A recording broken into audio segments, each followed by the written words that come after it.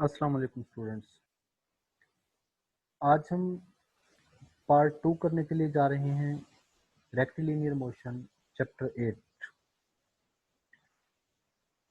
तो हमने जो फर्स्ट लेक्चर चैप्टर 8 से किया था मैकेनिक्स का, उसमें हमने मोशन ऑफ अ पार्टिकल को डिस्कस किया था और उसमें जो मोशन थी उसमें मोशन विद कांस्टेंट एक्सेलरेशन और मोशन विद वेरिएबल एक्सेलरेशन।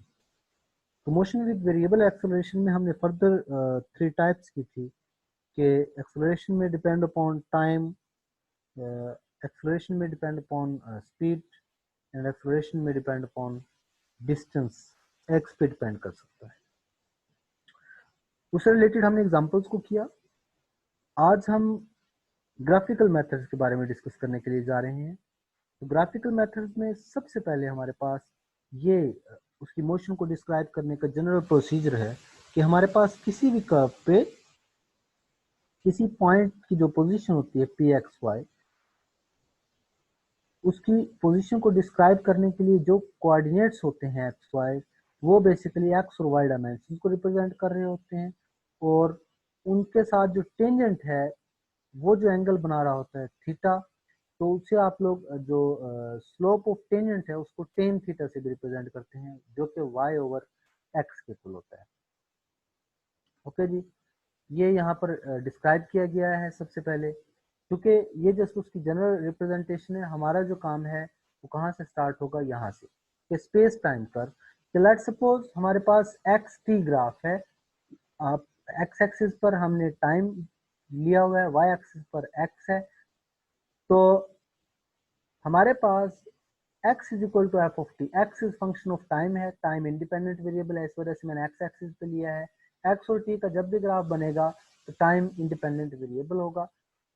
तो इसकी जो भी ये सिचुएशन बनेगी उसमें consider a particle which is moving along the space-time curve x is equal to f of t, that at any instant the particle is at point p। किसी point p पे हमारे पास किसी टाइम पर particle मौजूद है, तो आप लोग उसका जो टेंजेंट ड्रा करेंगे वो हॉरिजॉन्टल के साथ कुछ ना कुछ एंगल बना रहा होगा। तो टेंजेंट हमारे पास जो उसका है, जो स्लोप होगी, जो एंगल बन रहा होगा, वो हमें पता है y ओवर एक्स, तो d x over d t. तो d x over d t हमें पता है कि वेलोसिटी होती है। इसका मतलब ये हुआ कि जो वेलोसिटी है वो किस चीज को रिप्रेजेंट करती है, कि velocity at any point P. अगर आप लोग डिस्टेंस टाइम ग्राफ बना रहे हैं, एक्स और टी का ग्राफ बना रहे हैं, तो उसमें जो वेलोसिटी है वो किस चीज से डिनोट की जाती है, slope of the tangent line at point P to the space time curve. तो स्लोप ऑफ टेंजेंट से डिनोट की जाती है। ओके, तो नेक्स्ट हमारे पास क्या है जी, clearly when a particle moves along a space time curve, then at any instant its velocity is given by slope of tangent। ये वही दोबारा उसने उसी लाइन में लिख दिया कि हमारे पास जो वेलोसिटी है, वेलोसिटी एट एनी इंस्टेंट, उसको आप लोग क्या कर सकते हैं, स्लोप ऑफ द टेंजेंट से डिनोट कर सकते हैं। ओके, अगर हमारे पास जो पार्टिकल है वो कांस्टेंट एक्सेलरेशन से मूव कर रहा हो, तो फिर क्या होगा,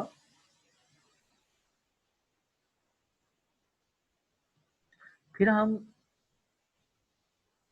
D x over d T, जिससे हमने वेलोसिटी को डिनोट कराया हुआ है, वो सी हो जाएगी, कांस्टेंट वेलोसिटी है। तो d x is equal to c d t, इसको सिंप्लीफाई करेंगे, x is equal to c t plus a. तो एक्स और टी से जो हमारे पास इक्वेशन जनरेट हो रही है, ये लीनियर फॉर्म है और ये इक्वेशन स्ट्रेट लाइन है। तो इसका मतलब clearly if a particle moves in a space time plane with constant velocity, its motion will be rectilinear motion. यानी कि अगर हमारे पास स्पेस टाइम कर्व में कोई भी पार्टिकल मूव कर रहा हो कांस्टेंट वेलोसिटी के साथ, तो उसकी मोशन को क्या कहा जाता है, रेक्टिलिनियर मोशन कहा जाता है। ओके बेटा, नेक्स्ट हमारे पास है वेलोसिटी टाइम कर्व। जैसे एक्स और टी में टी इंडिपेंडेंट और एक्स डिपेंडेंट लिया था, अब वी और टी है, उसमें dx ओवर dt वेलोसिटी से डिनोट हुआ था, इसमें बिल्कुल वहीं पे जहां जहां x था आप उसको इसकी जो स्लोप होगी, जिस तरह वहां पे स्लोप dx ओवर dt आई थी, यहाँ पर स्लोप dv ओवर dt आएगी, और उस स्लोप को हमने वेलोसिटी का नाम दिया था। यहाँ पर जो dv ओवर dt जब आएगी तो उस स्लोप को हम क्या नाम दे देंगे, एक्सेलरेशन का। Consider a particle which is moving along the velocity time curve at any instant t the particle is at point p tv, मतलब जाहिर है t जो है इंडिपेंडेंट वेरिएबल है, v जो है डिपेंडेंट वेरिएबल है, तो बाद में आएगा। स्लोप ऑफ टेंजेंट जो है वो change in y over x जो है, जो कि एक्सेलरेशन हो गया। इसका मतलब हमारे पास ये कह सकते हैं कि acceleration of a particle is equal to the slope of tangent at point p, या फिर हम कह सकते हैं कि जब velocity time space time curve में था तो जो हमारे पास स्पेस टाइम कर्व के अंदर जो स्लोप ऑफ टेंजेंट थी उसको वेलोसिटी से रिप्रेजेंट किया था। अब वेलोसिटी टाइम कर्व के अंदर अब हमारे पास है वेलोसिटी टाइम कर्व, तो वेलोसिटी टाइम कर्व के अंदर जो स्लोप ऑफ द टेंजेंट है उसको हम एक्सेलरेशन से डिनोट करते हैं। तो ये हमारे पास दोनों के लिए डिफरेंट रिलेशंस आ गए हैं, वेलोसिटी के लिए भी एक्सेलरेशन के लिए भी। That the particle is moving with constant acceleration, उसी तरीके से dv over dt अगर हमारे पास constant acceleration हो a तो dv is equal to a dt, a हमारे पास constant है इसलिए इंटेग्रल के बाहर आ गया है at plus b। तो यहाँ पर भी हमारे पास क्या है, v और t जो है वो स्ट्रेट लाइन को रिप्रेजेंट कर रहे हैं। Particle moves in a velocity time plane with constant acceleration, its motion will also rectilinear motion। तो बिल्कुल प्रीवियस पार्ट की तरह इसकी मोशन भी क्या होगी, रेक्टिलिनियर मोशन होगी। At AB the area under the velocity time curve, velocity time curve के नीचे अगर जो एरिया है टाइम t1 से टाइम t के दरमियान, इनके दरमियान ये डिस्टेंस हमें पता है कि लेट्स सपोज x है, यहाँ पर ये जो टाइम है यहाँ से यहाँ तक टाइम जो है वो t1 है, ये बल्कि लिखा हुआ है यहाँ पर, और यहाँ तक जो टाइम है ओरिजिन से वो t2 है। तो इनका जो दरमियानी डिस्टेंस होगा यहाँ से यहाँ तक वो t2 माइनस t1 हो जाएगा। तो क्या हो जाएगा, t2 माइनस t1 हो जाएगा। ओके जी, तो हमें पता है क्या v is equal to F of T है, तो ये जो एरिया अंडर द कर्व है वो क्या होगा, integral we T, integral v की वैल्यू क्या है, dx ओवर dt। तो जब इसको इंटीग्रेट करेंगे with respect to first of all तो ये कैंसिलेशन हो जाएगी dx वाली, तो इंटेग्रल dx, तो dx को जब इंटीग्रेट करेंगे तो x at final value x at t2 minus x at t1, तो ये हमारे पास इसकी वैल्यूज आ जाएंगे। Area under the curve where x t2 minus x t1 is the distance traveled by the particle in a time interval। तो ये हमारे पास डिस्टेंस ट्रेवल का फार्मूला आ गया। वेलोसिटी स्पेस कर्व, सबसे पहले हमने स्पेस टाइम कर्व पढ़ा, उसके बाद हमने वेलोसिटी टाइम कर्व पढ़ा, अब हम वेलोसिटी स्पेस कर्व पढ़ने के लिए जा रहे हैं। पहले हमने जो सिचुएशन थी t एक्स एक्सिस पे था और y एक्सिस पे एक दफा x था और एक दफा v था। अब वेलोसिटी स्पेस कर्व जब भी होगी तो x जो है वो x एक्सिस पे होगा, इनके डिस्टेंस जो है, और वेलोसिटी जो है वो y एक्सिस पे होगी। ये आप लोगों ने हमेशा याद रखना है, क्योंकि जब ग्राफ्स इनके बनाएंगे तो आपको पता होना चाहिए कि जब टाइम और x की बात आए तो टाइम x कोऑर्डिनेट पर लेना है, जब टाइम और वेलोसिटी की बात आएगी तो तब भी टाइम को आप लोगों ने x कोऑर्डिनेट पे लेना है। लेकिन जब x और v की बात आएगी तो फिर x को x कोऑर्डिनेट पर और v को जो y कोऑर्डिनेट पर कंसीडर करेंगे। Show that the length of the subnormal at any point p of the velocity velocity space curve gives the corresponding acceleration of the particle।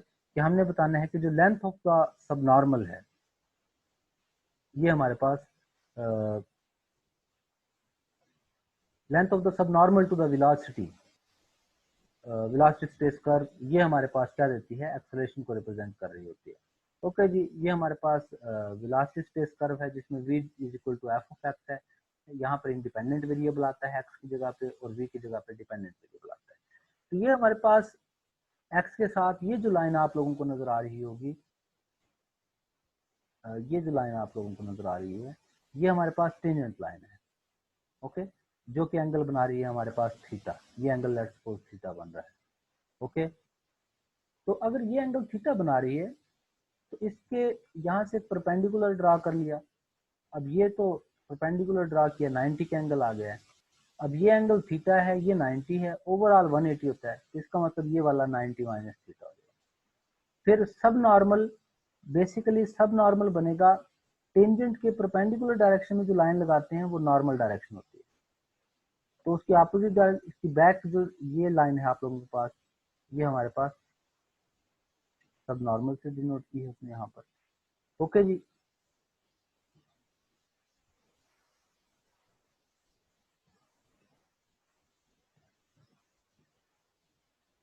ये normal line, यहाँ पर ये सब नॉर्मल शो हो रही है आप लोगों को, ओके जी। ये टेंजेंट लाइन है तो टेंजेंट का प्रोजेक्शन सब टेंजेंट, नॉर्मल लाइन है तो नॉर्मल का प्रोजेक्शन सब नॉर्मल। तो यहाँ पर v equal to F of X curve है, हम इसकी वैल्यूज फाइंड आउट करने की कोशिश करते हैं कि स्लोप ऑफ द जो टेंजेंट होगी वो क्या होगी, y ओवर एक्स। y यहाँ पर dv है, v है एक्सिस और x जो है वो x है, तो dv over dx is equal to tan theta. अब दूसरी तरफ टेन थीटा की जो वैल्यू है वो क्या है, यहाँ से टेन थीटा की आप लोग वैल्यू देखें, perpendicular over base pm over mo, ये उसने mn के हवाले से, इसके हवाले से ली हुई है कि अगर ये एंगल थीटा है तो यहाँ से तो v ओवर x बन गया, लेकिन इस ट्राइंगल के अंदर अगर हम बात करें तो यहाँ से ये एंगल थीटा है तो इसके सामने परपेंडिकुलर mn है और बेस जो है वो pm है, तो परपेंडिकुलर और base mn over mp, mn over mp is equal to tan theta. तो mn की वैल्यू आ गई है मेरे पास pm टेन थीटा, जबकि pm जो है वो v है और टेन थीटा जो है dv ओवर dx है, तो mn is equal to v dv over dx। अब mn क्या चीज है, mn basically length of subnormal है। देखें यहाँ से यहाँ तक जो mn की लेंथ है, यहाँ से लेकर यहाँ तक लेंथ है, सब नॉर्मल है।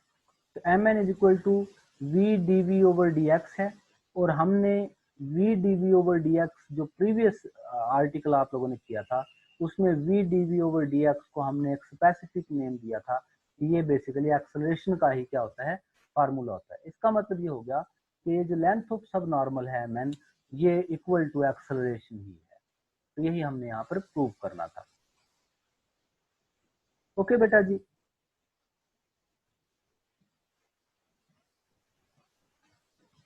नेक्स्ट हमारे पास एग्जांपल है, a particle starts from rest from O with constant acceleration a, when its velocity acquires a certain value v, it moves uniformly and then its velocity starts decreasing with a acceleration uh, with a constant retardation 2a till it comes to rest. Find the distance traveled by its particle if the time taken from rest to rest is t. अब situation ये है कि हम यहाँ पर एक diagram बना लेते हैं, मैं इसको रेज कर देता हूँ।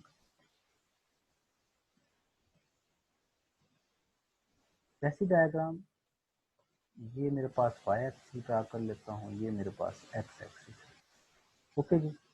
अब यहाँ पर ये टाइम है, ये टाइम एक्सिस है ऑब्वियसली, और ये जो एक्सिस है वो बी एक्सिस है, ओके जी। तो उसने ये कहा है कि स्टार्ट में व्हेन इट्स वेलोसिटी, ओके जी, ए एक्सेलरेशन से मूव करता है और जो वेलोसिटी वी हो जाती है तो ओरिजिन वी ओ से स्टार्ट कर रहा है, वी वेलोसिटी होने तक का वेट करता है, ओके जी। जब इसकी वेलोसिटी लेट सपोज यहाँ कहीं पे जाके उसकी वेलोसिटी हो जाती है v, यहाँ कहीं पे लेट सपोज उसकी जो वेलोसिटी है वो v है, यहाँ पहुंच के वो क्या करता है, यूनिफॉर्मली मूव करना शुरू कर देता है। थोड़ी देर तक उसकी वेलोसिटी में कोई चेंज नहीं आती। वेल, और फिर उसके बाद क्या करता है, उसके बाद 2a एक्सेलरेशन के साथ रिटार्डेशन होती है। जिस रेशो से वो ऊपर गया था उससे डबल रेशो से नीचे आ गया। तो आपने क्या फाइंड आउट करना है, distance travel by the particle, आपने टोटल डिस्टेंस फाइंड आउट करना है। अब यहाँ पर बड़ी इंटरेस्टिंग सिचुएशन ये है कि यहाँ पर इसका एक्सेलरेशन जो है वो a रहा था और यहाँ पर रिटार्डेशन है 2a, तो बेसिकली ये नेगेटिव एक्सेलरेशन ही है। यहाँ पर उसके अंदर कोई चेंजेस नहीं आई, यहाँ पर वेलोसिटी जो है वो कांस्टेंट रही है, v रही है। तो मैं क्या करता हूँ, इसको 3 पार्ट्स में स्प्लिट कर दूं अगर, कि एक ये पार्ट हो गया जो ट्राइंगल बन गए, एक ये पार्ट हो गया। वेल, अब एक चीज मुझे पता है कि यहां से यहां तक टाइम अगर मुझे पता हो तो इस हाइट का मुझे पता है कि हाइट इसकी v है। ओके, मैं इसके 3 टाइम्स कर लेता हूं कि लेट सपोज इसको यहां से यहां तक पहुंचने में टाइम t1 लगा, फिर यहां से यहां तक पहुंचने में टाइम t2 लगा, और आगे जो इसको टाइम लगा है वो t3 है। तो total time t1 plus t2 plus t3। तो इसका फार्मूला बड़ा सिंपल सा है, इसका एरिया जो होगा वो क्या होगा, v multiply by t, v multiply by t, या डिस्टेंस भी कह लें कि डिस्टेंस ट्रैवल बड़ा सिंपल सा होगा कि थ्रू आउट डिस्टेंस जो है s is equal to v multiply by t का फार्मूला जो वो आप लोग अप्लाई कर सकते हैं। ओके जी, हम देखते हैं कि यहाँ पर ये उसी टाइप की डायग्राम है, इसके 3 पार्ट कर लिए हैं। ये उसकी हाइट v है क्योंकि v वेलोसिटी तक पहुंचने के बाद यूनिफॉर्म रहा, उसके बाद डिसेलरेशन हुआ। Consider a particle starts moving from O and then reaches point A, and after reaching at point A, it moves till point B with uniform velocity v and then decelerated with double acceleration 2a. Okay, ये सारा scenario है और time t1 t2 t3 में उसको divide कर लिया हमने, तो टोटल टाइम टेकन जो है t1 plus t2 plus t3 होगा। तो यहाँ से जो फर्स्ट वन में वैल्यू है वो v over t1 is equal to a, v over t1 is equal to a कैसे पता चला, वेलोसिटी टाइम कर्व है, वेलोसिटी टाइम कर्व हो तो जो स्लोप ऑफ टेंजेंट है वो हमारे पास एक्सेलरेशन को रिप्रेजेंट करती है। तो v over t1 is equal to a, ये भी हमारे पास v ओवर vt ग्राफ है, तो इसमें भी जो स्लोप ऑफ टेंजेंट है वो एक्सेलरेशन को रिप्रेजेंट करती है। तो v over t3 is equal to 2a, यहाँ से t1 की वैल्यू भी आ गई है, यहाँ से t3 की वैल्यू भी आ गई है। इन दोनों से ये बेटा रिलेशंस डायरेक्ट हमने राइट किए हैं, लेकिन कहाँ से राइट किए हैं, हमें पता है कि जो एक्सेलरेशन है, जो स्लोप ऑफ टेंजेंट है, जो y ओवर x की वैल्यू है वो एक्सेलरेशन को रिप्रेजेंट कर रही है vt, या फिर आप लोग कह सकते हैं वेलोसिटी टाइम कर्व के अंदर। तो यहाँ से t1 और t2 की t1 और t3 की वैल्यू आ गई। t2 के लिए मैंने आपको बताया था v मल्टीप्लाई बाय t, हमारे पास बड़ा सिंपल सा प्रोसेस है वहां पर। ओके, तो ये आ गया है मेरे पास t2 इज इक्वल टू, तो t2 टाइम कैसे आएगा, टोटल टाइम में से ये दोनों टाइम माइनस हो गए हैं, तो ये मेरे पास जो है वो t2 टाइम आ गया। तो टोटल डिस्टेंस क्या होता है, एरिया इक्वल होता है एरिया अंडर द कर्व, ये एरिया, ये एरिया और ये एरिया। तो एरिया निकालना बड़ा आसान सा है, एरिया का formula 1/2 base multiply by height triangle के लिए, 1/2 बेस मेरे पास t1 है और हाइट जो है वो v है, प्लस आगे जो है रेक्टेंगल बन रही है सेकंड रीजन, सेकंड रीजन में रेक्टेंगल का सिंपल फार्मूला है v मल्टीप्लाई बाय t। इसी तरीके से थर्ड रीजन। अब यहाँ पर t1 की वैल्यू भी मुझे पता है, t3 की वैल्यू भी मुझे पता है, और t2 की value in terms of total time मैंने फाइंड आउट कर ली थी, t2 और t1 और t3 की वैल्यूज को यूज करके। तो मैं t2 की वही वाली वैल्यू एज इट इज यहाँ पे सब्स्टिट्यूट कर देता हूँ, ये देखिए यहाँ पे ये वाली वैल्यू जो है वो T2 की वैल्यू, वो पुरानी जो अभी हमने फाइंड आउट की है ना, मैं इसको हाईलाइट कर देता हूँ। तो ये T2 की जो वैल्यू थी, ये वाली वैल्यू मैं क्या कर रहा हूँ, यहाँ पर यूज कर रहा हूँ। वेल, तो अब हमारे पास जो टोटल डिस्टेंस है उसका फार्मूला बन गया है, x आ गया है, इसको बस सिंप्लीफाई करेंगे तो ये हमारे पास टोटल डिस्टेंस ट्रेवल्ड आ जाएगा। Okay, next we have another example. A stone is let fall freely from a height of 100 feet. Find the time that it takes and the velocity that it requires on reaching the ground. तो हमें एक तो 100 feet से किसी भी stone को पहली बात गिराया गया है, और ये मैं इसकी सिचुएशन ड्रा कर लेता हूँ। लेट्स सपोज ये स्टोन है, यहाँ से इस हाइट से इसको ड्रॉप किया गया है। इसकी जो हाइट थी that was 100 feet. Okay, 100 feet से किसी भी स्टोन को गिरा दिया गया। Okay, find the time that it takes and the velocity that it requires on reaching the ground. यहाँ तक पहुंचने में इसको टाइम कितना लगेगा और इसकी वेलोसिटी क्या होगी। अब ये याद रखिएगा, जब इसको यहाँ से फ्री फॉल ड्रॉप किया गया है तो इसकी जो इनिशियल वेलोसिटी है, जिसको हमने u का नाम दिया हुआ था, वो हमारे पास क्या होगी, वो 0 होगी। मेरे पास उसकी जो हाइट है वो गिवन है। एक्सेलरेशन जो है वो अब ग्रेविटेशनल एक्सेलरेशन होगा, जो कि मेरे पास 32 फीट, ये जब फीट के अंदर जब हम बात करते हैं तो फीट के अंदर इसकी वैल्यू 32 फीट पर सेकंड स्क्वायर होती है। हाँ जी, 32 ही यूज की है एग्जैक्टली। तो जी की वैल्यू भी मेरे पास मौजूद है। तो आप इक्वेशन ऑफ मोशंस में देखें कि आप लोगों ने एक तो फाइनल वेलोसिटी फाइंड आउट करनी है, वी एफ फाइंड आउट करना है। तो v f square minus v i square is equal to 2as।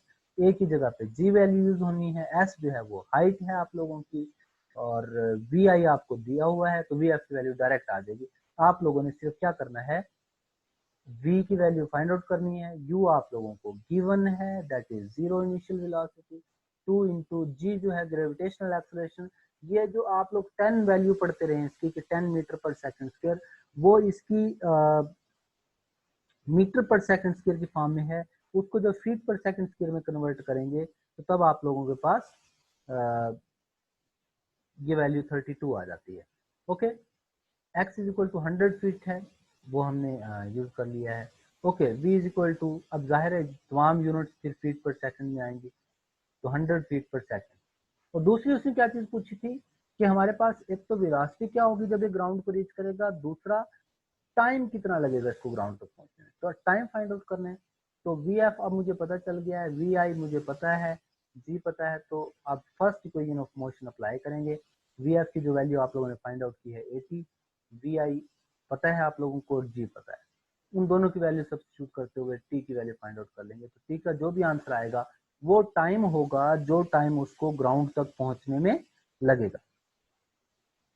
Okay, next we have another example here. A particle is projected vertically upward at t is equal to 0 with a velocity u, passes at a point A at height h at time t is equal to t1 and time t is equal to t2. Show that sum of time is equal to this and product of time is equal to this. अब बेटे situation ये है कि ये हमारे पास इस type की motion है कि एक पार्टिकल को जब आप लोग ऑब्वियसली ऊपर की तरफ फेंकेंगे तो वो अपनी एक स्पेसिफिक हाइट अटेन करने के बाद क्या होगा, दोबारा नीचे आएगा। तो किसी हाइट एज पर, ये उसकी लेट्स सपोज हाइट है, तो इसको एक दफा तो वो जाते हुए इस हाइट पर पहुंचेगा, दूसरी दफा जब यहाँ से दोबारा वापस आ रहा होगा तो इसी हाइट पर पहुंचेगा। तो जब इसको फेंका गया है वहां से इस हाइट तक पहली दफा पहुंचने तक के टाइम को मैं क्या कह देता हूँ, t1 कह देता हूँ, और यहाँ से दोबारा वापस आने तक के टाइम को, उसी हाइट तक आने के टाइम को मैं t2 कह देता हूँ। ओके जी, अब यहाँ पर आप लोगों को जो वैल्यूज गिवन होंगी वो इनिशियल स्पीड गिवन है, वो u है, टाइम ये इनिशियल स्पीड के लिए है, time t is equal to 0। Okay जी। दूसरी बात जी, आप लोग ए जो है वो अब ग्रेविटेशनल एक्सेलरेशन है, क्योंकि अब हम एक्सेलरेशन जो बात कर रहे हैं वो ग्रेविटेशनल एक्सेलरेशन है। ओके जी। तो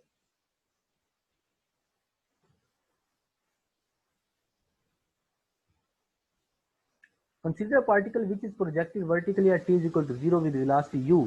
तो वो यही बात कर रहा है कि हमारे पास स्पेसिफिक हाइट h अटेन करने के बाद time t is equal to 0 पे और दोबारा आते हुए time t is equal to t2 पे उसको वो मिलेगा। तो अगर ये दोनों केसेस में उसको वो मिल रहा होगा तो फिर क्या होगा, x is equal to v i t plus half a t square. लेकिन ये नेगेटिव क्यों लगाया है, ये नेगेटिव इसलिए लगाया है कि जब ये ऊपर जा रहा होगा तो एक्सेलरेशन नेगेटिव होगा। तो हाइट एच वैल्यू पुट कर दी है, हम उसको सिंप्लीफाई करेंगे तो जी टी, ये मेरे पास एक क्वाड्रेटिक इक्वेशन बन जाएगी।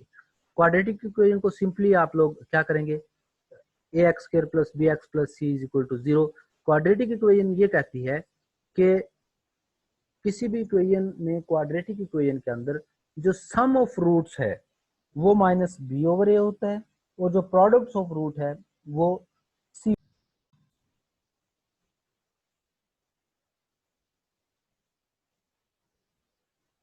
ओके जी। तो यहाँ पर जो क्वाड्रेटिक इक्वेशन आप लोगों के पास जनरेट हो रही है, उस क्वाड्रेटिक इक्वेशन के अंदर हम जो फार्मूला यूज करेंगे वो ये यूज करेंगे कि जो सम ऑफ रूट्स है वो माइनस बी ओवर ए होता है और जो प्रोडक्ट ऑफ रूट है वो सी ओवर ए होता है। तो इसी फार्मूला को यूज करते हुए जब सम ऑफ रूट लेंगे और जब उनके प्रोडक्ट लेंगे तो T1 और T2 उसके दो रूट हैं, एक टाइम T1 है, दूसरा टाइम T2 है, तो उस हमारे जो रिक्वायर्ड रिजल्ट हैं वो आ जाएंगे। ओके जी। इसके साथ ही हमारे पास एक टॉपिक जो है वो खत्म हो गया है, इससे रिलेटेड क्वेश्चन हम देखेंगे। इसके बाद हमारे पास नेक्स्ट टॉपिक जो होगा वो सिंपल हार्मोनिक मोशन। तो नेक्स्ट हमारी जो डिस्कशन होगी वो सिंपल हार्मोनिक मोशन से रिलेटेड होगी। तो इसको इंशाल्लाह हम नेक्स्ट वीडियो के अंदर कवर करेंगे। तो अगर कोई इश्यूज हो तो आप लोग कमेंट सेक्शन में जाकर वो इश्यूज जो हैं वो पूछ सकते हैं। इसके अलावा अगर आप लोग चाहते हैं कि आप लोगों तक लेटेस्ट वीडियो फ़ौरन पहुंचती रहें तो इस चैनल को सब्सक्राइब कर लीजिएगा। अपना ईमेल आईडी एंटर करने के बाद आप लोग चैनल को सब्सक्राइब कर पाएंगे। चैनल को सब्सक्राइब करें सो दैट कि आप लोगों तक टाइमली तमाम वीडियोस पहुंचती रहें।